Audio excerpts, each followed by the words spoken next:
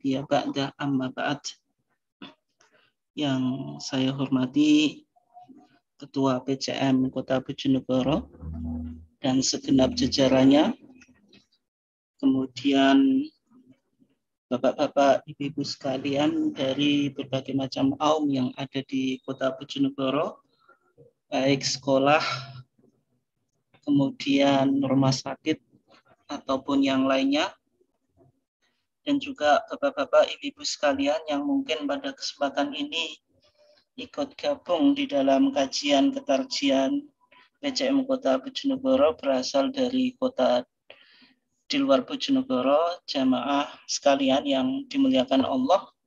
Alhamdulillah pada kesempatan ini kita masih diberikan Allah Subhanahu wa taala kesempatan dan juga kesehatan sehingga kita masih bisa tetap mengikuti kajian ketarjian PCM Kota Bojonegoro 2 minggu sekali dalam keadaan sehat walafiat. Salawat serta salam semoga tetap terlimpahkan kepada Nabiullah Muhammad SAW, kepada keluarganya, sahabatnya, dan seluruh orang yang mengikuti sunnahnya sampai hari kiamat.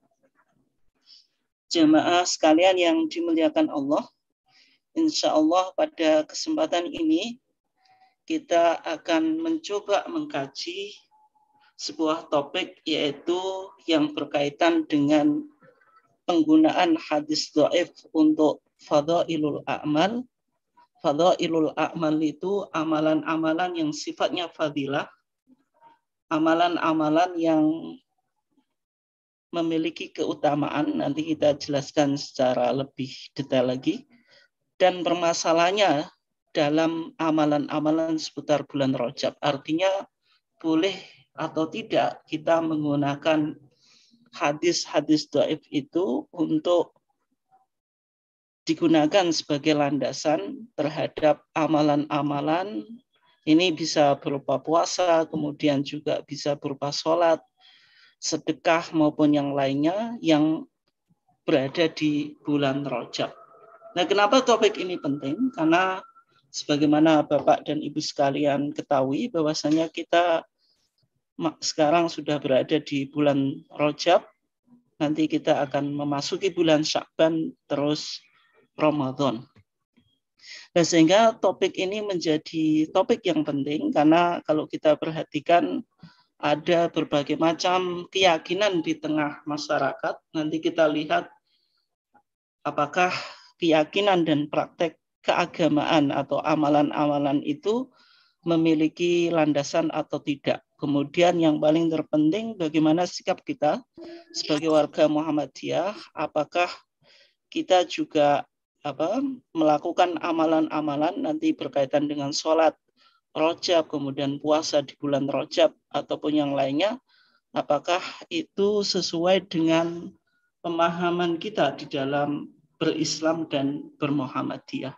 Oleh sebab itu topik ini menjadi penting untuk kita kaji dan kita coba dalami 1 jam ke depan insya Allah, dan kita susul dengan tanya jawab.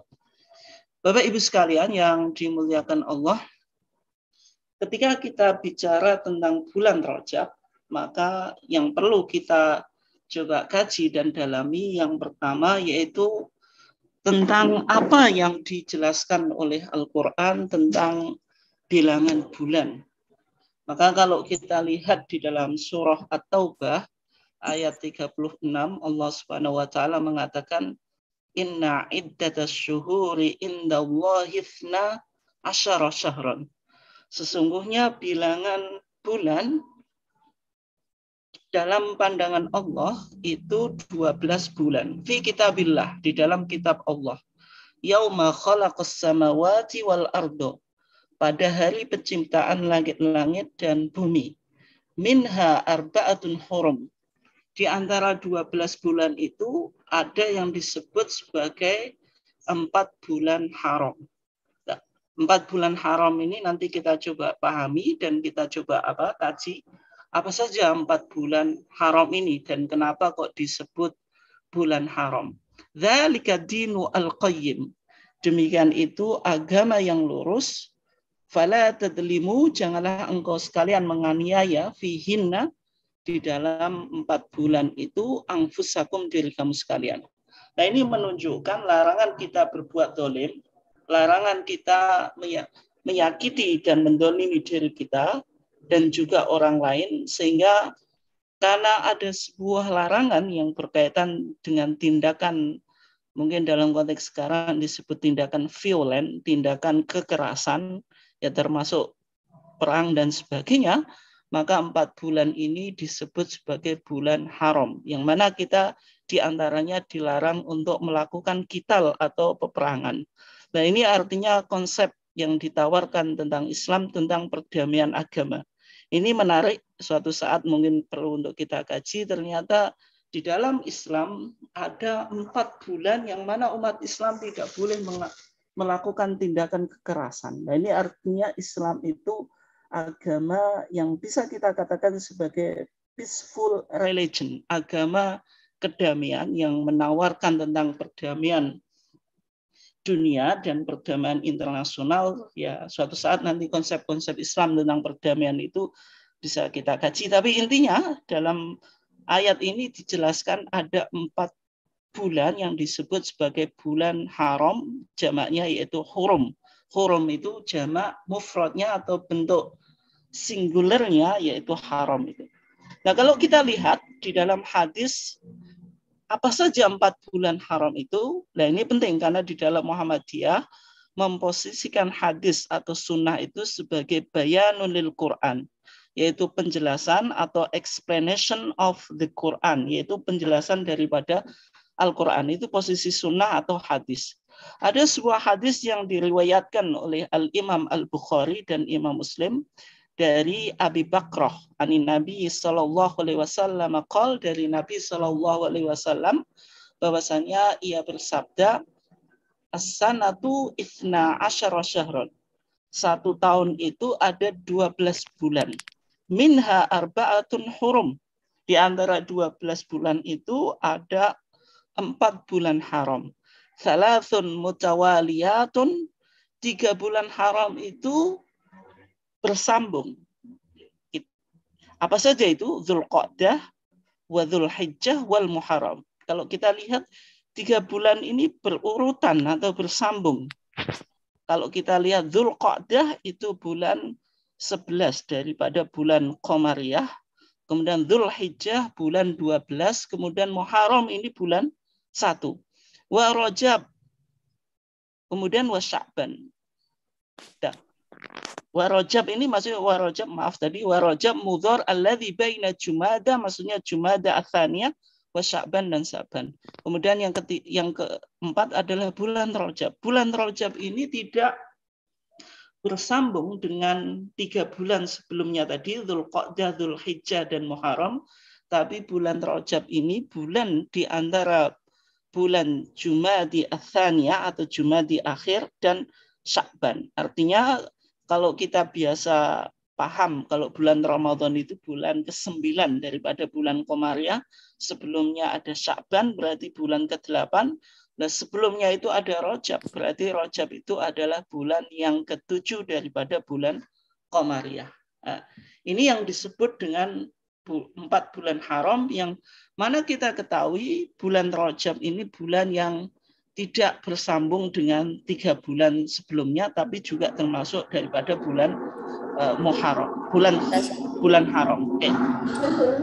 Kemudian sekarang Rajab itu apa artinya? Ya, kalau kita lihat bulan Rajab itu diderivasi dari kata at-tarjib. Tarjib itu artinya at-ta'zim, bulan pengagungan. Nah, kenapa? Misalnya dalam kitab I'anatut Talibin dijelaskan li'annal araba kanat tu'azzimuhu ziyadatan ala ghairi. Karena bangsa Arab mengagungkan bulan Rajab ini dibanding bulan yang lainnya. Dan bulan Rajab ini sudah dikenal di dalam tradisi masyarakat jahiliyah yang mana mereka melakukan penyembelian. Dalam tradisi Islam ada yang disebut dengan ibadah kurban atau udhiyah atau tadhiyah. Nah, di dalam masyarakat jahiliyah juga ada semacam itu, penyembelihan hewan itu dilakukan di dalam bulan Rajab. Bulan Rajab ini, penyembelihan ini yang disebut dengan istilah atirah. Atirah itu. Nah, artinya bulan Rajab ini sudah dikenal di dalam tradisi jahiliyah, dan ketika Islam datang, maka bulan Rajab ini tetap dianggap sebagai bulan yang sakral, yang mana dimasukkan di dalam 4 bulan haram, yaitu bulan yang menunjukkan perdamaian. Oke. Bapak Ibu sekalian yang dimuliakan Allah, setelah kita kaji tadi tentang posisi bulan Rajab di dalam pandangan Islam, sekarang kita coba lihat tentang amalan-amalan yang berkaitan dengan bulan Rajab ini. Misalnya yang pertama saya rujuk pada kitab yang umum dibaca di tengah masyarakat, yaitu masyarakat Indonesia, yaitu ada kitab yang namanya Fathul Mu'in, yang ditulis oleh Syekh Zainuddin Al-Malibari dari bangsa Malibar atau India Selatan. Yang mana kitab ini menjadi kitab yang penting di dalam tradisi pesantren dan dianggap sebagai kitab fikih Syafi'i yang otoritatif dan juga banyak dipakai di kalangan pesantren. Maka di dalam kitab Fathul Mu'in itu menjelaskan tentang ada satu ibadah, yaitu ibadah sholat yang disebut dengan sholat Rajab atau sholat Raghaib. Nah, tentang sholat Raghaib ini bagaimana pendapat kitab Fathul Mu'in? Maka di sana dikatakan wa ammas sholatu al-ma'rufatu lailata Raghaib. Adapun sholat yang dikenal di malam Raghaib, nanti kita coba lihat syarah atau khasyah atau komentar dari kitab Fathul Mu'in. Apa yang disebut dengan sholat Raghaib itu. Maka di sana dikatakan fabid'atun qabihatun. Maka sholat yang telah dikenal di malam Raghaib, maka itu dianggap sebagai bid'ah qabihah yang tercela. Wa ahaditsuha maudhu'ah. Dan hadis-hadis yang berbicara tentang sholat Raghaib atau sholat sunnah di bulan Rajab itu hadisnya maudhu'ah. Hadisnya fabricated atau hadisnya yaitu hadis apa? Hadis palsu. Oke. Kemudian Bapak Ibu sekalian yang dimuliakan Allah, kalau kita coba lihat di dalam syarah kitab Fathul Mu'in yaitu I'anatul Thalibin, di sana dijelaskan tentang sholat Lailatul Raghaib ini, yaitu dengan mengutip kitab yang juga ditulis oleh pengarang kitab Fathul Mu'in, yaitu Irsyadul Ibad. Dalam kitab Irsyadul Ibad ini juga kitab yang sangat populer di kalangan pesantren. Maka di sana dikatakan wa minal bidai al-madmu'ah al-madmumah wa minal bidai al-madmumah, di antara bid'ah-bid'ah yang tercela allati ya'tham fa'iluha wa yajibu ala wulatil amri man'u fa'iliha, yang mana pelakunya itu berdosa dan wajib bagi wulatul amri atau pemilik otoritas untuk mencegah orang yang melakukan sholat itu, yaitu sholatul raghaib, yaitu sholat raghaib, yaitu ithnata asyrata rakaatan, jumlahnya 12 rakaat bainal isya'ain, antara dua isya, yaitu antara waktu maghrib dan isya, itu lailata awali jum'ah min Rajab, yaitu malam lailata awali jum'ah, yaitu malam pertama hari Jum'ah min Rajab, dari bulan Rajab. Nah ini artinya sholat Raghaib ini sebenarnya waktunya yaitu malam pertama hari Jumat daripada bulan Rajab, dan ini sudah lewat. Tapi sholat ini tetap penting untuk kita kaji, karena di samping sholat Raghaib ini ada keyakinan juga di tengah masyarakat bahwasanya sholat Raghaib ini boleh dilakukan di semua waktu gitu. Artinya semua waktu yang ada di bulan Rajab. Tapi secara umum dalam penjelasannya di sini dijelaskan sholat Raghaib yang 12 rakaat itu dikerjakan di malam Jumat yang pertama daripada bulan Rajab. Maka di sana dikatakan Amma ahaditsuha fa mawdu'ah batilah. Adapun hadis yang berkaitan tentang sholat raghaib itu hadisnya palsu kemudian batil. Wala taghtar biman dzakaraha. Janganlah terkecoh terhadap orang yang menyebutkannya. Di antaranya yang membahas tentang sholat raghaib ini adalah Al-Imam Al-Ghazali, yaitu Hujjatul Islam Al-Imam Ghazali dalam bukunya Ihya Ulumuddin. Dalam kitab Ihya, maka Imam Ghazali menyebutkan tentang apa yang disebut dengan sholat rojab dan membangun argumentasinya tentang kesunahan sholat rojab ini dengan hadis yang diriwayatkan dari Rasulullah, bahwasanya Rasulullah bersabda, "Ma min ahadin yasumu awwala khamisin min rojab." Tidaklah seseorang itu puasa di Kamis pertama daripada bulan Rajab. Artinya orang yang mau melakukan sholat raghaib itu yang pertama adalah apa? Melakukan puasa di hari Kamis yang pertama daripada bulan Rajab. Tsumma yusalli fi ma bainal isya. Kemudian ia sholat antara isya wal atamah dan maghrib. Jumlahnya 12 rakaat. Kemudian jadi jumlah semuanya 12 rakaat, kemudian dipisah atau dipisah di setiap 2 rakaat dengan 1 salam. Artinya 12 rakaat ini dilakukan 2 rakaat, 2 rakaat, 2 rakaat. Berarti kalau 2 rakaat salam berarti 6 kali salam karena jumlahnya 12. Kemudian di setiap rakaatnya dia membaca Fatihatul Kitab, yaitu Al-Fatihah sekali, kemudian membaca surah Inna anzalnahu fi lailatul qadr ini 3 kali. Kemudian ditambah Qul huwallahu ahad ini 12 kali. Artinya di setiap rakaat membaca apa? Al-Fatihah, kemudian Inna anzalnahu fi lailatul qadr ini 3 kali, kemudian Qul huwallahu ahad 12 kali. Dan ketika selesai sholat, maka orang yang melakukan sholat rojab atau raghaib itu membaca sholawat kepada Nabi sab'ina marratan, 70 kali. Redaksi sholawatnya bagaimana? Allahumma sholli ala nabiyil ummiyi wa ala alih. Ini dibaca 70 kali. Kemudian orang tadi sujud dan membaca doa di dalam sujudnya 70 kali.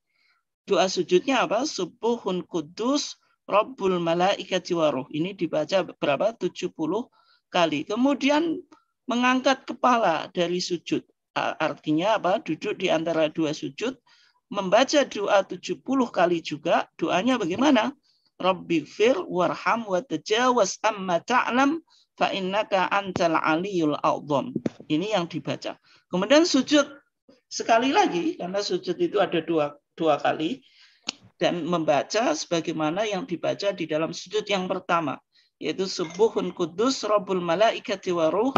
Ini dibaca berapa? 70 kali. Kemudian orang tadi meminta hajatnya di dalam sujudnya, maka pasti hajatnya itu dikabulkan. Tapi kalau kita lihat di dalam takhrij Al-Imam Al-Iraqi terhadap kitab Ihya Ulumuddinnya Imam Ghazali, Al-Imam Iraqi menyebutkan bahwasanya hadis tentang sholat raghaib ini hadisnya apa? Maudhu, hadisnya apa? Palsu. Oke. Ini yang pertama. Jadi tradisi sholat raghaib itu memang ada sumbernya dari kitab kuning, yaitu diantaranya apa? Ihya Ulumuddin. Dan Imam Ghazali juga mendukung bahwasanya tidak hanya hadis yang ia paparkan, tetapi juga Imam Ghazali melihat ada praktek yang dilakukan oleh Ahlu Quds, yaitu penduduk Palestina yang mana mereka memiliki tradisi ketika malam Jumat pertama daripada bulan Rajab, mereka melakukan sholat raghaib, dan orang yang meninggalkannya tidak diperkenankan. Ini artinya ada hadis kemudian didukung oleh praktek atau amaliyah, yaitu diantaranya amaliyah ahli Quds. Tapi sudah kita bahas tadi, hadis yang berkaitan dengan sholat raghaib atau sholat sunnah rajab itu hadisnya maudhu. Kemudian juga hadis yang kedua, Ini la yusolli ahadun hadis sholat illa ghufira lahu jami'u dzunubi. Tidaklah seseorang sholat, yaitu melakukan sholat raghaib ini kecuali apa?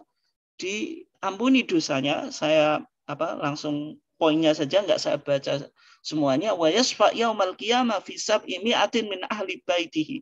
Orang itu bisa memberikan syafaat pada hari kiamat, yaitu 700 dari keluarganya, mimman qad istauja benar, yang mana mereka berpotensi masuk neraka. Ya, tapi hadis ini didhaifkan oleh Syekh Nasiruddin Al-Albani. Artinya kalau kita lihat dalam sholat raghaib itu hadisnya kalau tidak dhaif, lemah. Yang kedua yaitu maudhu. Hadis maudhu itu hadis palsu atau hadis fabricated, yaitu sebuah hadis yang disandarkan kepada Rasulullah tetapi sebenarnya bukan sabda Nabi. Artinya ini hadis palsu. Oke. Ini yang pertama, yaitu amalan sholat raghaib.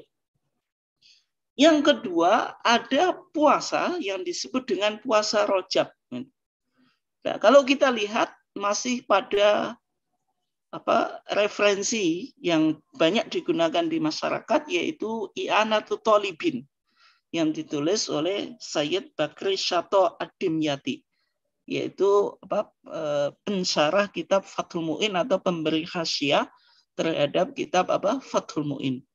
Maka As-Sayyid Al-Bakri Syato di dalam I'anatul Thalibin juga menyebutkan tentang puasa Rajab, yaitu dengan mengutip fatwa dari gurunya pengarang Fathul Mu'in, yaitu Ibnu Hajar Al-Haytami. Jadi Ibnu Hajar Al-Haytami itu seorang ahli fikih dalam mazhab Syafi'i, yang di dalam mazhab Syafi'i ada dua Ibnu Hajar, tapi ini bukan Ibnu Hajar yang ahli hadis. Ibnu Hajar yang ahli hadis itu namanya Al-Hafidz Ibnu Hajar Al-Haytami, Al-Asqalani. Kalau ini Al-Haytami.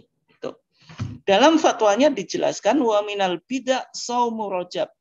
Di antara yang bid'ah itu puasa Rajab. Tapi ini dibantah oleh Ibnu Hajar Al-Haytami dengan mengatakan walisa kadzalik. Puasa Rajab itu bukan bid'ah, bal huwa sunnatun fadilatun. Bahkan itu sunnah yang memiliki keutamaan. Kama bayantuhu fi fatawi. Sebagaimana yang saya jelaskan di kitab Fatawi saya. Di kitab Fatawi. Ini kumpulan fatwa-fatwa yaitu Ibnu Hajar Al-Haytami. Artinya ini ada sebuah bantahan oleh Ibnu Hajar Al-Haytami terhadap pendapat yang mengatakan bahwasanya puasa Rajab itu adalah adalah bid'ah. Nah, bagi masyarakat yang melakukan puasa Rajab mungkin juga diantaranya disandarkan pada fatwanya siapa? Ibnu Hajar Al-Haytami. Kemudian berikutnya, tetapi kalau kita lihat di dalam kitab mazhab Syafi'i, yaitu Syarhu Umdatis Salik yang ditulis oleh Alawi As-Saqaf Al-Jufri Al-Hadrami, yaitu ini ulama dari Hadramaut, ketika mensyarah kitab Umdatus Salik wa Uddatun Nasik yang ditulis oleh Ibnu Nakib. Maka dalam Umdatus Salik itu menyebutkan tentang kesunahan puasa bulan haram tadi, 4 bulan haram itu. Ya, setelah Muharram yang kedua disebutkan Rajab. Tapi sama Syekh Al-Jufri dikatakan semua hadisnya yang berkaitan dengan puasa Rajab secara khusus itu dhaifah, semuanya adalah lemah. Nah, kalau kita katakan ada kesunahan puasa di bulan Rajab, itu tidak menggunakan dalil khusus tetapi menggunakan dalil umum. Yaitu dalil umum tentang bahwasanya Rasulullah memerintahkan kita untuk memperbanyak puasa di bulan haram. Bulan haram tadi ada 4. Salah satunya adalah bulan Rajab. Kemudian Syekh Al-Jufri Al-Hadrami menyebutkan hadis dari Imam Tabrani dari Sa'id ibn Abi Rashid yang dianggap marfu'an. Maksudnya hadis ini sampai Rasulullah. Tapi nanti kita lihat apakah hadis ini hadis sahih, dhaif atau hasan. Ya di antara hadisnya, karena ini perlu saya baca ya, karena ini banyak disampaikan di tengah masyarakat dan mungkin juga lewat platform media massa, WA, Facebook dan yang lainnya. Hadis-hadis seperti ini sering kita jumpai. Yaitu bagaimana redaksinya? Man shoma yauman min Rajab. Barang siapa yang berpuasa 1 hari saja daripada bulan Rajab, faka'annama shoma sanatan. Seakan-akan ia puasa 1 tahun. Puasa 1 hari bulan Rajab seakan-akan apa? Puasa 1 tahun. Wa man shoma fihi sab'ata ayyam ghuliqat anhu abwabu jahannam. Barang siapa yang berpuasa di bulan Rajab itu 7 hari, maka akan ditutup darinya pintu-pintu neraka. Artinya orang yang melakukan puasa di bulan Rajab tidak ada potensi untuk masuk neraka. Wa man shoma minhu 8 ayyamin futihat lahu 8 abwabil jannah.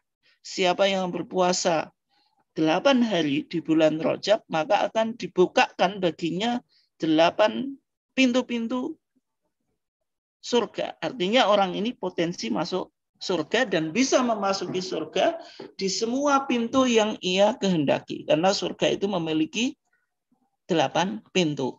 Kemudian barang siapa yang berpuasa 10 hari, lam yas'alillaha syai'an illa a'tah. Kalau dia minta apapun kepada Allah pasti akan dikabulkan.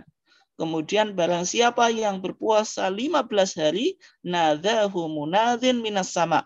Maka ada seorang malaikat yang memanggilnya di langit, yaitu qad ghufira lak. Orang tadi dosanya telah diampuni. Kemudian dijelaskan wa man zada zadahullah. Barang siapa yang memperbanyak puasa, maka akan digandakan balasan dan pahalanya di sisi Allah. Tetapi hadis ini diakui oleh Syekh Al-Jufri Al-Hadrami, yaitu ulama Syafi'i dari Hadramaut, hadisnya adalah dhaif. Bahkan Syekh Al-Jufri Al-Hadrami juga mengutip apa yang diceritakan oleh Ibnu As-Subuki dari Muhammad Ibnu Mas'ud As-Sam'ani, bahwasanya ia berkata, lam yarid fi istihbabi shaumi Rajab alal khusus sunnatun thabitatun. Tidak terdapat di dalam kesunan puasa Rajab itu secara khusus hadis atau sunnah yang tetap, artinya sunnah yang berasal dari Nabi. Wal ahadis allati turwa fihi wa hiya la yafrahu biha alimun. Semua hadis yang diriwayatkan tentang puasa Rajab itu semuanya wahya, semuanya lemah, dan bagi orang yang alim maka tentu tidak akan menggunakan hadis-hadis semacam ini. Oke. Ini yang berkaitan dengan puasa Rajab. Nah sekarang bagaimana konteks kajian ketarjian kita? Artinya apakah di dalam Muhammadiyah kita diperbolehkan untuk beramal dengan hadis dhaif? Artinya hadis dhaif itu bolehkah digunakan sebagai landasan di dalam kita beramal gitu. Ini yang kita akan coba kaji dan menjadi inti kajian kita.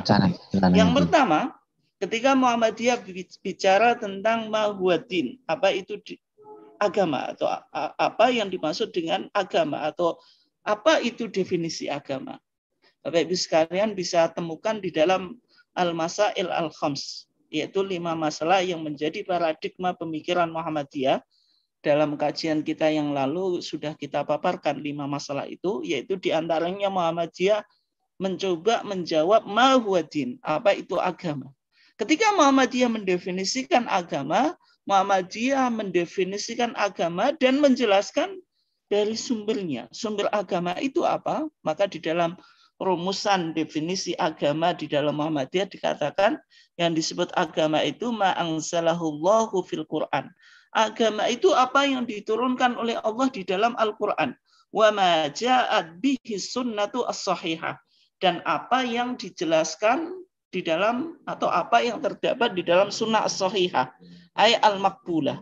Kemudian tahun 2000 ini ditafsirkan ulang. Maksudnya as-sunnah sahihah itu bukan hadis sahih saja, tetapi Muhammadiyah juga menerima hadis hasan. Sehingga keduanya ini disebut sebagai apa?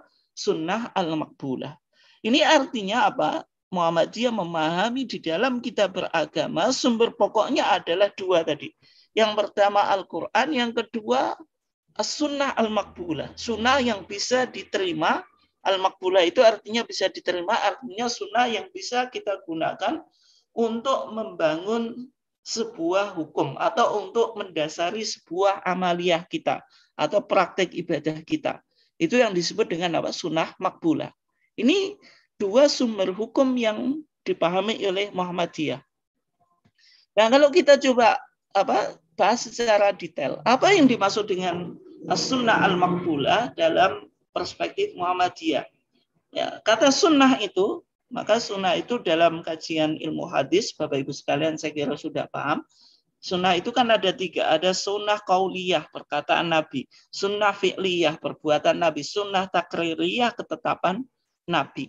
Tetapi tiga macam sunnah ini, sunnah qauliyah, fi'liyah, kemudian takririyah itu harus memenuhi, kalau tidak sahih ya hasan.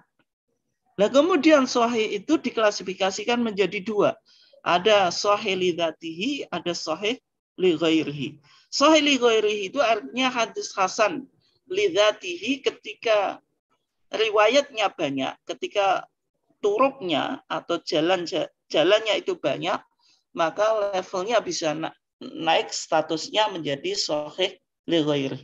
Nah, kemudian hadis hasan li ghairi itu maksudnya hadis yang asalnya dhaif.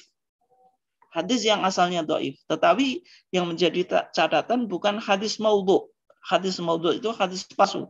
Kalau hadis palsu itu ya jelas tidak bisa dinisbahkan kepada Nabi karena itu hanya buatan orang. Kemudian matruk, bukan hadis matruk.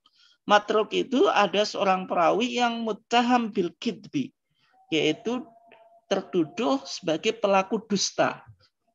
Nah, kemudian jalannya banyak. Ketika hadis itu memiliki banyak jalan atau memiliki banyak periwayatan, maka kaidahnya apa? Yuqawwi ba'duha ba'dun.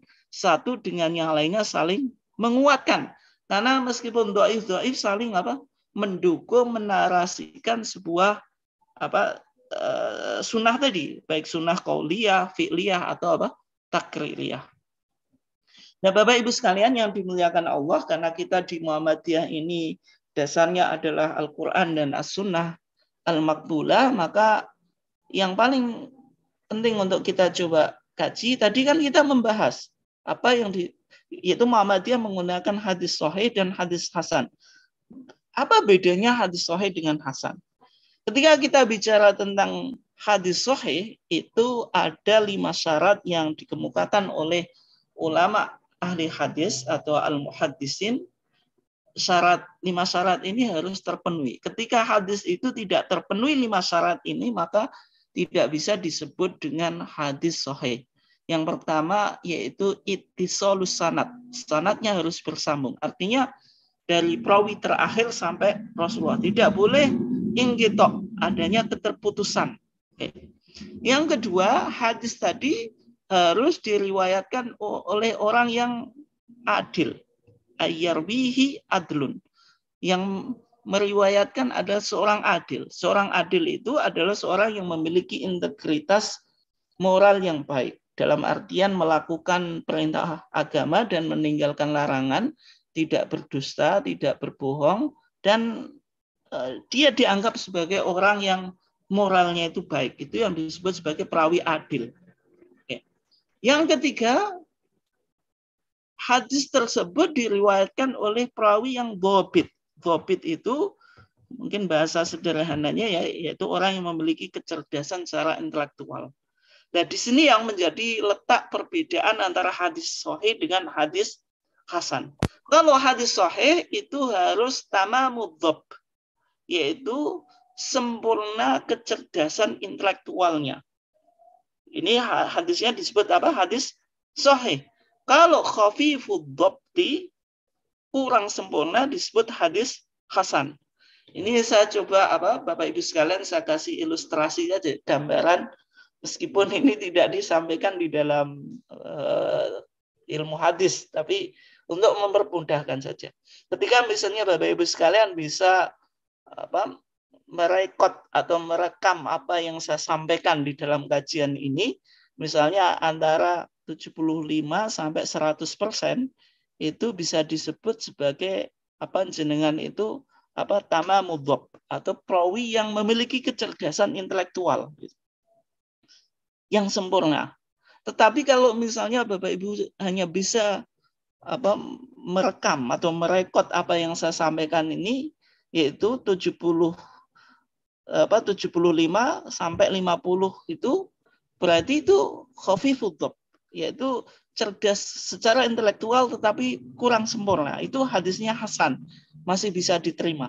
Tapi kalau Bapak Ibu sekalian hanya bisa menangkap 50 kemudian sampai ke bawah, itu disebut dhaif gitu. Ya kira-kira semacam itu untuk mempermudah.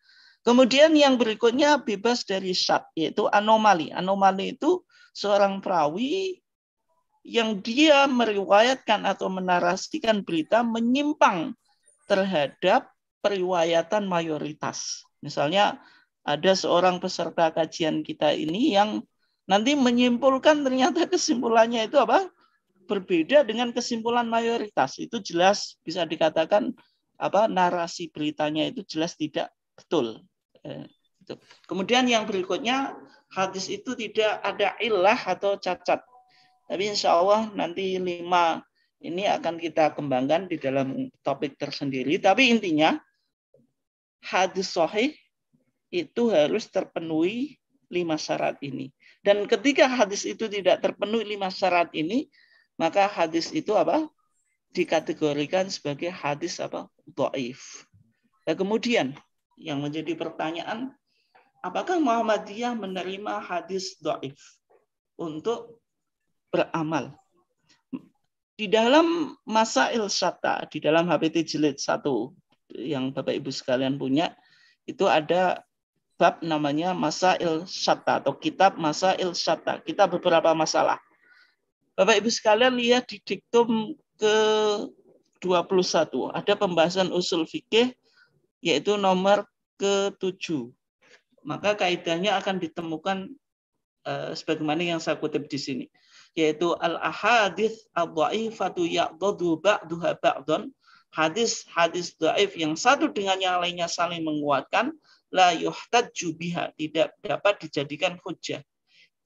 Illa, tapi ada pengecualian, ada exception-nya. Ma'a kathrati turuqiha, apabila banyak jalannya ini. Ini pengecualiannya. Kemudian wa fiha qarinatun tadullu ala thubuti asliha. Dan terdapat qarina atau indikator yang menunjukkan keotentikan asalnya. Artinya berasal dari Nabi. Kemudian berikutnya walam tu'aridil Quran, tidak kontras atau tidak kontradiktif dengan Al-Quran. Wal hadits as-sahih, ataupun hadis yang lain yang lebih sahih. Ini artinya di Muhammadiyah menerima hadis dhaif. Tetapi hadis dhaif yang bisa diterima itu harus terpenuhi beberapa syarat. Kalau kita lebih detailkan, ada 5 syarat yang harus dipenuhi supaya kita bisa menjadikan hadis dhaif itu sebagai sumber hukum atau landasan di dalam beramal. Yang pertama, dari kaidah tadi kita simpulkan secara lebih mudah, demikian Bapak Ibu sekalian. Yang pertama banyak jalur periwayatannya, sehingga satu sama lainnya saling menguatkan. Yuqawi ba'duha ba'dun. Yang kedua, ada indikator bahwasanya hadis itu berasal dari Nabi. Soalnya hadis yang hujjah itu hanya sunnahnya Nabi, baik qauliyah, fi'liyah atau takririyah. Kalau hadis itu sampai kepada sahabat dan itu ijtihad sahabat saja, bukan memiliki indikator dari Nabi, maka itu tidak bisa dijadikan hujjah. Karena sunnah itu ya yang bisa dijadikan hujjah itu kalau berasal dari Nabi. Kemudian yang ketiga, tidak kontradiktif dengan Al-Quran. Kemudian yang keempat, tidak kontradiktif dengan hadis sahih yang lainnya yang lebih sahih, lebih otentik daripada hadis dhaif tadi. Kemudian yang kelima, kedhaifannya itu bukan karena ada seorang perawi yang tertuduh dusta atau muttaham bil kidbi, atau hadisnya ini dalam tradisi ilmu hadis disebut hadis matruk, atau hadisnya itu hadis palsu, hadis maudhu. Berarti kalau hadis maudhu itu meskipun jumlahnya banyak ya tidak boleh untuk dijadikan hujah, karena hadis maudhu itu pada dasarnya bukan hadis, itu hanya buatan seseorang dan dinisbahkan kepada Nabi. Nah, sekarang yang menjadi pertanyaan, apakah Muhammadiyah, kemudian tadi ya saya simpulkan dulu, artinya di sini apa? Muhammadiyah bisa menerima hadis dhaif ketika banyak jalannya dan terpenuhi 5 syarat ini, sehingga ketika itu hadis dhaif tadi tidak disebut sebagai hadis dhaif lagi, tetapi disebut sebagai hadis hasan li ghairi. Ini artinya masuk di dalam kriteria apa? Sunnah al-maqbulah, sunnah yang bisa dijadikan hujjah. Dalam pandangan Muhammadiyah yang disebut sunnah makbulah tadi kan apa? Hadis sahih dan hadis apa? Hasan. Kalau sunnah dhaifah itu tidak bisa dijadikan apa? Landasan di dalam beragama. Kemudian berikutnya ada sebuah kaidah yang ini sering diperdebatkan di tengah masyarakat. Dan nanti kita coba lihat apakah Muhammadiyah juga menerima kaidah ini. Kaidahnya itu bunyinya apa? Yajuzul amalu bidhaif fi fadhailil a'mal. Boleh mengamalkan hadis dhaif untuk menerangkan keutamaan-keutamaan amal. Nah, kaidah ini sering dinisbahkan kepada 3 ulama ahli hadis dan ahli fikih. Di antaranya Al-Imam Ahmad ibn Hanbal Asy-Syaibani, kemudian Abdurrahman ibnu Al-Mahdi, kemudian Abdullah ibn Al-Mubarak. Yang mana seolah-olah 3 ulama ahli hadis dan fikih ini apa? Menerima kaidah tadi, yajuzul amalu bidhaif fi fadhailil a'mal. Artinya hadis yang dhaif itu digunakan untuk fadhailul a'mal itu boleh. Fadhailul a'mal itu apa? Hal-hal yang tidak berkaitan dengan halal haram atau yang berkaitan dengan hukum. Misalnya bicara tentang keutamaan sholat tadi. Keutamaan sholat, bahwasanya sholat duha itu memiliki banyak keutamaan. Misalnya apa? Orang yang sholat duha rezekinya akan dibuka. Gitu. Kemudian tadi kayak soal puasa Rajab, bahwasanya orang yang berpuasa 1 hari di bulan Rajab saja kayak puasa apa? 1 tahun. Padahal puasa Ramadan dengan puasa Syawal itu kan hanya dijelaskan sama dengan puasa apa? 1 tahun. Tapi kan Ramadan 30, kemudian Syawal 6 hari itu hanya dikatakan fakaan nama soma siamad dahri. Orang itu seakan-akan apa? Puasa 1 tahun. Tapi kan puasa Ramadan itu kan 29 atau 30. Kemudian puasa Syawal itu 6. Ya, kalau dalam Al-Quran dikatakan wa man jaa bil hasanati falau asyru amsalihha. Orang yang berbuat baik itu akan dilipat gandakan 10 kali lipat. Berarti 30 kali 10, 300. 6 kali 10, kan 6 ini puasa Syawal berarti apa? 60. 360 itu 1 tahun. Itu orang yang puasa apa? Ramadan dan 6 hari Syawal. Tapi ciri-ciri hadis dhaif itu menggambarkan sesuatu itu tidak rasional atau melebihkan terhadap pahala amalan yang dijelaskan di dalam hadis apa? Sahih atau hasan. Sehingga tadi puasa Rajab 1 hari saja sama nilainya dengan orang puasa apa? Ramadan kemudian disusul dengan 6 hari di bulan Syawal. Nah, ketika kita menggunakan hadis-hadis macam ini untuk menerangkan keutamaan amal, menerangkan ganjaran, menerangkan akhlak, itu digunakan hadis dhaif, itu boleh atau tidak. Nah, sehingga Muhammadiyah menjelaskan, yang dimaksud kaidah yajuzul amalu bidhaif fi fadhailil a'mal, dhaifnya ini bukan syadidud dhaf atau dhaif syadid. Tapi ini apa? Ad-dhaif al-khafif, dhaif yang ringan. Sehingga kalau dhaif ringan itu banyak riwayatnya, sebagaimana yang kita bahas tadi, ada 5 syarat tadi, sehingga hadis dhaif ini meskipun asalnya dhaif tapi statusnya naik sehingga disebut apa tadi sebagai hadis hasan li ghairi. Hadis hasan li ghairi itu hadis dhaif karena banyak riwayatnya dan terpenuhi 5 syarat tadi yang kita ajukan. Nah, itu sehingga meskipun asalnya dhaif tapi tidak dibilang apa sebagai hadis dhaif lagi, tapi dibilang sebagai hadis apa hasan li ghairi. Nah, sehingga maksudnya Al-Imam Ahmad ibn Hanbal Asy-Syaibani dan Abdurrahman Ibnul Mahdi, kemudian Abdullah ibn Mubarak tadi, dhaif di sini sebenarnya adalah hadis hasan, yaitu hasan li ghairi, yaitu dhaif tapi dhaifnya itu tidak ringan sehingga satu dengan yang lainnya menguatkan dan levelnya sebenarnya naik menjadi hadis hasan li ghairi. Kemudian yang berikutnya kita coba lihat di dalam fatwa tarjih. Ada atau disebutkan di dalam TJA jilid 2 halaman 133 tentang puasa bulan Rajab. Ada sebuah pertanyaan yang diajukan kepada majelis tarjih tentang tradisi di masyarakat atau di kampung, bahwasanya di masyarakat atau di kampung itu ada tradisi di bulan Rajab orang berpuasa sampai 7 hari, ada yang 3 hari.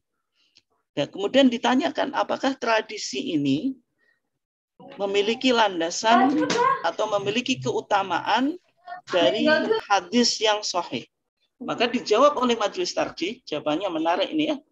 Puasa di bulan Rajab secara khusus artinya fadilah pahala puasa di bulan Rajab itu tidak ada.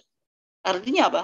Semua hadis yang berbicara tentang keutamaan bulan Rajab, baik keutamaan sholat di bulan Rajab, baik keutamaan puasa di bulan Rajab, maka semua hadisnya tidak ada. Artinya apa?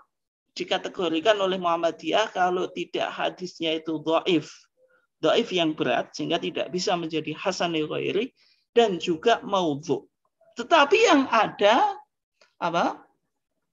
hadis sahih itu hanya menjelaskan tentang bahwasanya Rajab itu termasuk min asyhuri al-hurum, termasuk bulan-bulan haram yang 4 tadi. Ada Dzulqa'dah, ada Dzulhijjah, ada Muharram, kemudian yang satu Rajab. Dan ada hadis yang menjelaskan supaya kita dianjurkan untuk memperbanyak puasa di bulan haram, termasuk bulan. Berarti kalau bulan haram yang 4 tadi berarti masuk di situ bulan Rajab. Tetapi kalau kita bicara tentang puasa, keutamaan puasa di bulan Rajab dengan hadis secara khusus, maka hadisnya ada 2 kemungkinan. Kalau tidak hadisnya dhaifnya itu berat sehingga tidak bisa naik levelnya menjadi hasan li ghairi. Yang kedua hadisnya itu maudhu, hadis palsu yang disandarkan kepada Nabi.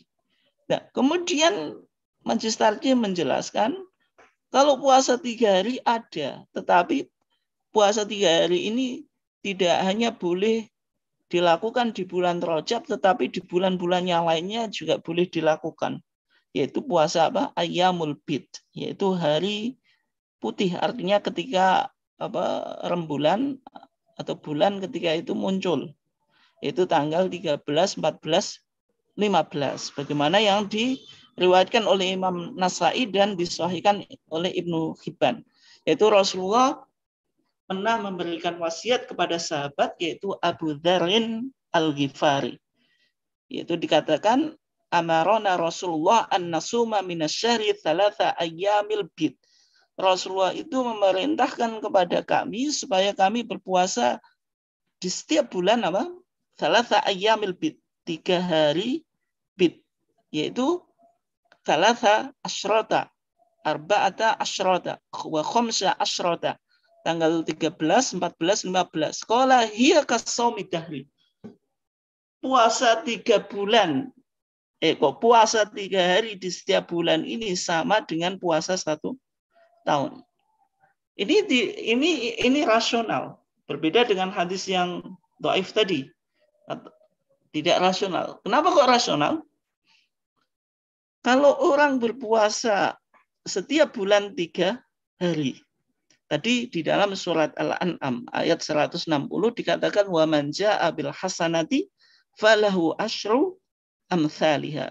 Orang yang melakukan kebaikan maka kebaikannya ini akan dilipat gandakan menjadi 10 kebaikan. Nah, kalau orang itu melakukan setiap bulan itu 3 kali dan 3 hari untuk berpuasa, berarti bulan itu ada 12 kan itu. Nah, sehingga totalnya itu kalau bulan itu ada 12, setiap bulan itu 3 kali berarti 12 kali 3 kan itu. Itu sudah berapa? Ini menunjukkan itulah yang disebut apa? Qasomi dahri kan gitu. Berarti ada 360 hari. Ini sama dengan apa? Qasomi dahri. Ini cara menghitungnya. Kalau ini berarti sangat rasional. Sehingga Bapak Ibu sekalian yang dimuliakan Allah, kalau kita lihat tentang pendapat ulama tentang puasa Rajab.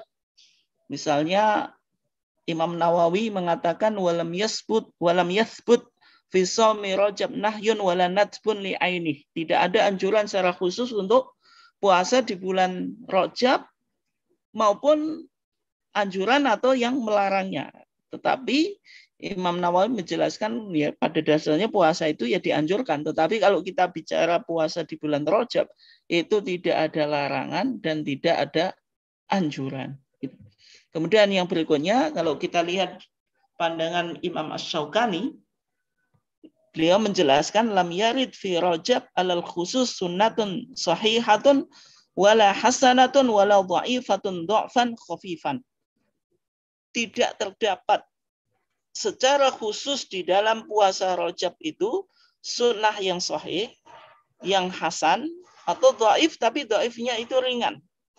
Artinya semuanya yang ada dhaif syadid, dan bahkan Imam Asy-Syaukani mengatakan bal jami'u ma ruwiya fihi alal khusus, bahkan semua yang diriwayatkan yang berkaitan dengan puasa Rajab itu ada 2 kemungkinan. Ini penting ya. Imma maudhu'un, ada kalanya hadis itu palsu, makdzub, yang didustakan atas nama Nabi. Ini kemungkinan pertama. Au dhaifun, yang kedua dhaif syadidu dha'fi, sangat dhaif gitu. Nah, kemudian Imam Syaukani menjelaskan, tetapi kalau kita ingin puasa di bulan Rajab, apakah boleh? Boleh, tetapi menggunakan dalil umum, tidak menggunakan dalil khusus. Tetapi ketika kita puasa dengan dalil khusus, maka semua dalil khusus tidak ada yang sahih, hasan, atau dhaif yang dhaifnya ringan. Tapi semuanya kalau tidak maudhu, palsu ya, dhaif yang syadidu dha'fi atau sangat lemah. Dalil umumnya apa? Misalnya Rasulullah memerintahkan kepada seseorang, yaitu namanya seseorang Al-Bahili. Rasulullah mengatakan sum asyhura al-hurum, puasalah kamu di bulan-bulan haram. Artinya bulan haram itu ya 4 tadi. Muharram, Dzulqa'dah, Dzulhijjah, dan juga Rajab. Tapi ini dalil umum. Ini. Kalau menggunakan dalil umum boleh. Oke. Ini hadis tentang tadi seseorang dari Bahilah tadi, ringkasnya semacam itu. Kemudian yang berikutnya pandangan Syekhul Islam Ibnu Taimiyah. Ketika beliau menjelaskan tentang puasa Rajab secara khusus, beliau mengatakan fa ahaditsuhu kulluha dha'ifah.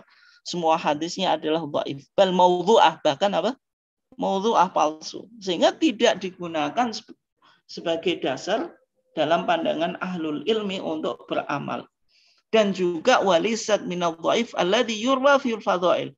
Demikian juga bukan hadis yang bisa diriwayatkan untuk fadhailul a'mal, menjelaskan tentang keutamaan amal. Tapi dikatakan bal amatuha minal maudhu'at al-makdzubah. Bahkan kebanyakan hadis yang palsu yang didustakan atas nama Nabi. Gitu. Kemudian berikutnya pandangan Ibnu Qayyim al-Jauzi itu hampir sama. Bahkan Ibnu Qayyim al-Jauzi mengatakan semua hadis yang disebutkan dalam puasa Rajab dan sholat sebagian malam di bulan Rajab, maka itu apa? Kidbun muftaro, kebohongan yang diada-adakan. Kemudian yang terakhir ini pandangan Al-Hafidh Ibnu Hajar Al-Asqalani, yaitu ahli hadis yang bermadzhab Syafi'i dalam kitabnya apa? Tabyinu Al-Ajab. Beliau menjelaskan apa? Lam yarid fi fadli syahri Rajab. Tidak datang atau tidak terdapat di dalam keutamaan bulan Rajab, wala fi siyami, demikian juga di dalam puasa Rajab, wala siyami syai'in minhu muayyan, dan puasa secara khusus, wala fi qiyami lailatin makhsusah, dan apa? Melakukan sholat di malam secara khusus. Fihi hadisun sahihun yasluhu lil hujjah. Ada hadis sahih yang bisa dijadikan hujjah. Artinya hadisnya semuanya apa? Bermasalah. Ini pandangan seorang ahli pakar hadis, yaitu Ibnu Hajar Al-Asqalani yang bermadzhab apa? Syafi'i. Sehingga Bapak Ibu sekalian yang dimuliakan Allah, kalau kita ingin apa? Menghidupkan bulan Rajab dengan berbagai macam amalan, maka solusinya bagaimana? Solusinya kita sebagai warga Muhammadiyah tidak boleh menggunakan hadis-hadis yang tidak masuk di dalam sunnah makbulah. Artinya tidak sahih dan tidak apa? Hasan. Kita tidak boleh menggunakan hadis dhaif, yang hadis dhaif ini apa? Tidak bisa naik levelnya menjadi hasan li ghairi, apalagi menggunakan hadis maudhu. Sehingga kalau kita ingin menghidupkan bulan Sya'ban ini, masih bisa kita apa? Melakukan puasa, tetapi puasa ini puasa yang sebenarnya dijelaskan di dalam hadis yang masuk kriteria sunnah makbulah, yaitu sunnah yang bisa dijadikan hujjah. Misalnya kalau kita lihat di dalam Munas Tarjih ke-29 di Padang tahun 2003, ketika bicara tentang siyamu tatawwu, puasa-puasa yang sunnah yang bisa kita lakukan di setiap bulan, tidak hanya di bulan Rajab tapi di bulan yang lainnya. Misalnya kita bisa siyamu Dawud atau saumu Dawud, yaitu seorang itu apa? Ayyasuma yauman wa yuftiru yauman. Seorang itu apa? Berpuasa sehari dan berbuka sehari. Ini bisa kita lakukan apa? Setiap bulan atau bahkan setiap tahun juga bisa. Kemudian puasa yaumul itsnain atau khamis, puasa hari Senin dan Kamis, ini jelas. Maka kalau kita lihat jelas bahwasanya ada 3 hadis yang disebutkan di dalam Munas Padang 2003. Ya, ada hadis Abu Hurairah, kemudian Aisyah, kemudian Abu Qatadah yang menjelaskan intinya secara singkat, puasa hari Senin dan Kamis itu ketika itu tu'radu a'malul ibad. Amal kita itu akan diangkat di setiap hari Senin dan Kamis. Dan Rasulullah mengatakan fa'uhibbu ayyuradu amali wa ana shaimun, dan saya senang kalau amalku ini diangkat ke langit, dicatat oleh malaikat, kemudian saya puasa. Artinya amal kita diangkat dan dilaporkan, dan kita dalam keadaan puasa atau berbuat baik atau berbuat ibadah. Kemudian ketika Rasulullah ditanya tentang puasa hari Senin, Rasulullah menjawab dzalika yaumun wulidtu fi. Hari Senin itu adalah hari aku dilahirkan. Wa unzila alayya fi, dan wahyu pertama turun kepada Nabi juga hari Senin. Artinya puasa-puasa ini bisa kita bisa kita amalkan untuk mengisi bulan Rajab ini, yang mana bulan Rajab ini memiliki keistimewaan bahwasanya salah satu dari 4 bulan haram. Bulan haram. Artinya dalam mengisi bulan Rajab ini, sebagai pemahaman kita di dalam berislam dan bermuhammadiyah ini, artinya kita sebagai warga Muhammadiyah tidak usah menggunakan hadis-hadis yang dhaif atau maudhu untuk kita jadikan alasan untuk menghidupkan bulan Rajab ini. Tapi cukuplah dengan hadis-hadis yang masuk kriteria sunnah makbulah. Dan juga bulan Rajab ini memang bulan yang istimewa, dan juga Rasulullah dengan hadis yang umum ketika memberikan wasiat kepada seorang dari Bahilah tadi, yaitu sum asyhura al-hurum. Puasalah kamu di bulan-bulan haram. Salah satu daripada bulan haram itu adalah bulan apa? Rajab. Mungkin demikian Bapak Ibu sekalian kajian kita pada kesempatan ini. Dan untuk selanjutnya silakan Bapak atau Ibu sekalian yang ingin menyampaikan tanggapan atau komentar terhadap topik yang kita angkat dan kita kaji pada kesempatan ini. Silakan saya kembalikan Bu Jepeng atau langsung silakan. Saya Pak Ustadz. Monggo. Monggo. Gini Pak Ustadz, terima kasih atas ulasan panjenengan. Memang saya ini berbenturan karena di sebelah saya itu NU, saya juga dari Muhammadiyah. Lah salah satu orang, maaf saya menyebut itu NU, memang seperti itu. Mosok puasa 8 hari bisa dibukakan pintu surga. Berpikiran saya gini, kok enak puasa 8 hari, seandainya dia tidak melaksanakan sholat, tidak melaksanakan ini. Saya berpikiran akhirnya gini Pak Ustadz, saya tidak mengikuti apa anjuran karena kebanyakan dari teman-teman, ada sebagian dari NU, ada sebagian dari Muhammadiyah, akhirnya saya tidak melakukan puasa Rajab. Karena kebetulan ada teman-teman dari NU itu mengatakan bahwa ini hadisnya sahih. Hadis yang dia kan juga menulis riwayat ini. Saya akhirnya tidak mengikuti anjuran dari kebanyakan dari teman-teman NU.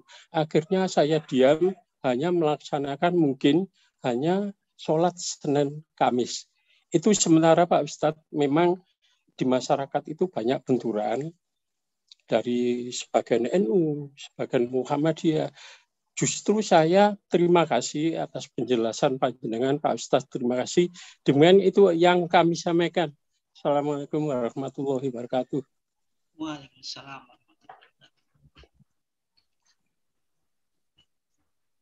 Oke, saya langsung jawab ya, Bu Jepeng. Ya, terima kasih Pak Sugeng atas komentar dan juga responnya terhadap materi yang kita kaji pada kesempatan ini. Ya, memang ketika kita bicara tentang bulan Rajab, jadi banyak hadis yang berbicara tentang amalan-amalan yang dilakukan di bulan Rajab. Baik bentuknya itu sholat, yaitu sholat Rajab itu, atau sholat sunnah Rajab yang disebut dengan sholat raghaib yang dilakukan di yaitu malam Jumat pertama daripada bulan Rajab. Nanti ada juga sholat dalam rangka Isra Mi'raj dan sebagainya. Itu macam-macam sholat sunnah. Yang kedua, ada puasa tadi. Nah, dalam konteks puasa ini hadisnya banyak sekali yang berbicara tentang puasa Rajab tadi. Yang secara umum, sebagaimana yang sudah kita kaji dari pandangan ulama muhakkikin. Ulama muhakkikin itu ulama yang mencoba mengkaji sesuatu berdasarkan kekuatan hadis. Tadi sudah kita paparkan dari Syekhul Islam Ibnu Taimiyah, kemudian muridnya Ibnu Qayyim al-Jauziyah, dan bahkan Al-Hafidh Ibnu Hajar al-Asqalani, yang mana beliau mazhabnya Syafi'i, dan dia pakar hadis dalam mazhab Syafi'i. Dan juga semuanya menyimpulkan puasa Rajab itu hadisnya ada dua kemungkinan. Yang pertama, kalau tidak hadisnya itu dhaif. Dhaif ini dalam artian dhaif yang berat, tidak bisa naik statusnya menjadi hasan li ghairi. Tapi ketika hadis dhaif yang tidak berat itu bisa naik levelnya menjadi hasan li ghairi, ini bisa dijadikan hujjah. Permasalahannya semua hadis yang berkaitan dengan puasa Rajab ini dhaif syadidu dhaf atau dhafan syadidan. Hadis dhaif yang berat sehingga tidak bisa menjadi hasan. Yang kedua, hadisnya maudhu' makdzub. Ya, kalau hadis maudhu' itu kan hadis palsu. Artinya seseorang menyandarkan perkataan dan perbuatan kepada Nabi. Padahal Nabi tidak pernah berkata atau tidak pernah berbuat. Artinya Nabi tidak pernah berkata tentang keutamaan puasa Rajab. Nabi tidak pernah melakukan puasa Rajab yang digambarkan nanti kita baca tadi. Nanti sebentar lagi kita baca hadis. Ini semuanya tidak pernah dilakukan oleh Nabi, hanya saja ini kan berita yang kalau dalam bahasa Inggris disebut fabricated, kalau bahasa kita mungkin hoax, yang nggak jelas sumbernya, gitu. Tapi disandarkan kepada Nabi. Yang menarik di sini, ternyata setelah saya kaji dari kutub Syafi'iyah, kitab-kitab mazhab Syafi'i, di samping tadi Al-Hafidz Ibnu Hajar Al-Asqalani. Kalau Al-Hafidz Ibnu Hajar Al-Asqalani itu kan jelas pakar hadis. Bagaimana pandangan fikih Syafi'i terhadap puasa Rajab? Ternyata saya menemukan misalnya dalam Syarah Umdatus Salik wa Uddatun Nasik. Umdatus Salik itu kitab yang di Indonesia populer, tetapi tentu tidak populer Fathul Mu'in, tetapi misalnya di Syria, kemudian di Yaman, kitab ini ya selevel Fathul Mu'in, banyak dikaji di tingkat pertengahan di dalam mazhab Syafi'i. Dan kitab ini disyarah oleh Syekh Alawi As-Saqaf Al-Jufri Al-Hadrami, yaitu dari Hadramaut, Yaman. Nah, ternyata beliau, karena dalam syarah ini menyebutkan hadis, meskipun dalam mazhab Syafi'i di dalam teksnya di Umdatus Salik itu dikatakan di antara puasa sunnah itu kita dianjurkan puasa di bulan haram. Dan bulan haram itu selain Muharram juga ada Rajab, kemudian Dzulqa'dah dan Dzulhijjah. Ketika bicara tentang puasa Rajab, beliau sebagai pakar hadis dan pakar fikih objektif menjelaskan. Dikatakan bahwasanya dalam puasa Rajab ini li ahadits katsirah, hadisnya terlalu banyak. Wa fiha targhib al-azim, dan ada motivasi yang luar biasa, pahala yang luar biasa tentang puasa Rajab itu. Tapi beliau objektif, walakinnaha dhaifah. Akan tapi hadis itu dhaif. Artinya kalau kita kaji, kita teliti di dalam beberapa buku dijelaskan tentang misalnya Al-Hafidz Ibnu Hajar Asqalani itu kan menulis buku yaitu Tabyinul Ajab, berbicara khusus tentang amalan-amalan yang berkaitan dengan bulan Rajab karena banyak hadisnya. Ya. Di dalam kitab ini disebutkan satu hadis. Ini juga saya kira sering disampaikan di masyarakat tadi yang sudah kita bahas tadi. Ada hadis dari Imam Tabrani dari Sa'id Ibn Abi Rashid yang mengatakan man shoma yauman min Rajab faka'annama shoma sanatan. Siapa yang berpuasa satu hari daripada bulan Rajab, maka seakan-akan dia puasa 1 tahun. Nah, kalau kita baca, ciri hadis dhaif atau hadis maudhu' itu pasti kalau menggambarkan sesuatu itu mubalaghah, berlebih-lebihan. Berlebih-lebihan di dalam pahala. Dan pahalanya ini melebihi daripada amalan-amalan yang hadisnya itu sahih. Misalnya kita puasa Ramadan sama puasa Syawal aja cuma dihitung kayak puasa 1 tahun. Tapi bagaimana ini? Seseorang hanya puasa sehari saja daripada bulan Rajab, faka'annama shoma sanatan. Seakan-akan orang ini puasa 1 tahun. Nah, ini ciri hadis dhaif atau maudhu', menggambarkan sesuatu secara berlebih-lebihan. Siapa yang berpuasa 7 hari maka akan ditutup baginya pintu-pintu neraka. Karena pintu neraka itu ada 7. Kemudian siapa yang berpuasa 8 hari akan dibukakan baginya pintu-pintu surga. Karena surga itu ada 8. Nah, ini kan seolah-olah mungkin kalau bahasa kita ya, bahasa kasar kita, otak-atik matuk. Itu. Otak-atik matuk. Siapa yang puasa 10 hari, ketika ia meminta Allah pasti dikabulkan. Siapa yang puasa 15 hari, maka ada malaikat yang ada di langit menyeru dia bahwasanya qad ghufira lak, dosanya telah diampuni. Nah, ini ciri-ciri hadis yang dhaif. Jadi menggambarkan sesuatu secara berlebihan. Ini biasanya ciri hadis yang dhaif.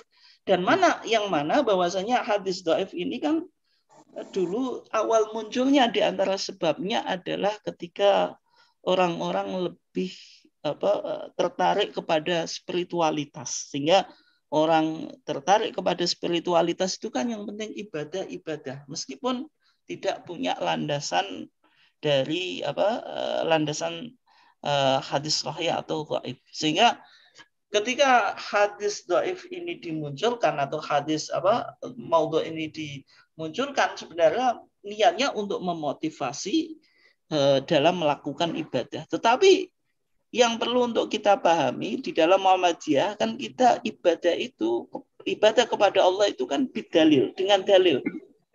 Li'annana ta'abbadna Allah bidalil. Karena kita itu beribadah kepada Allah dengan dalil, bukan dengan pendapat seseorang atau dengan dalil yang tidak otentik.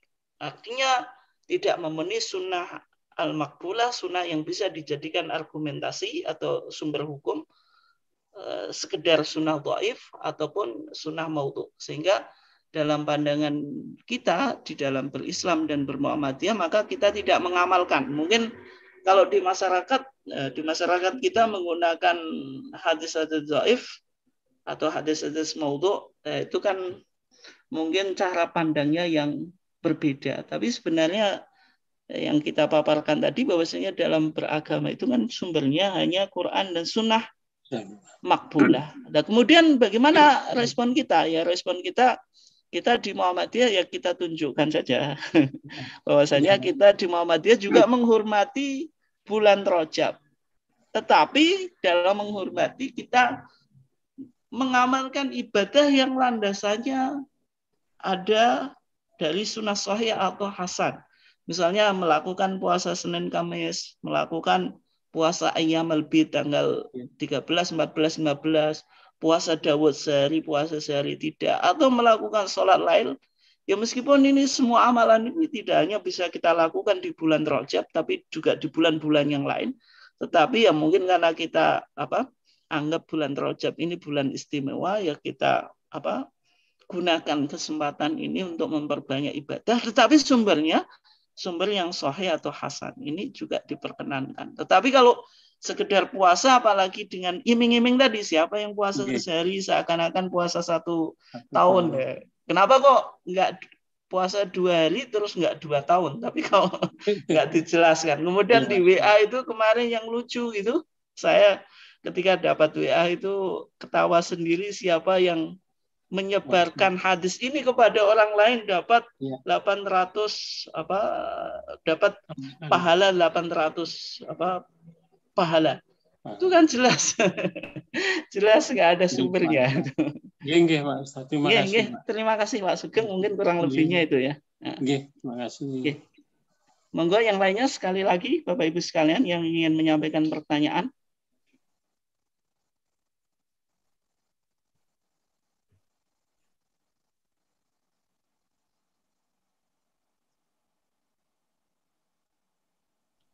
Kalau tidak, kita cukupkan.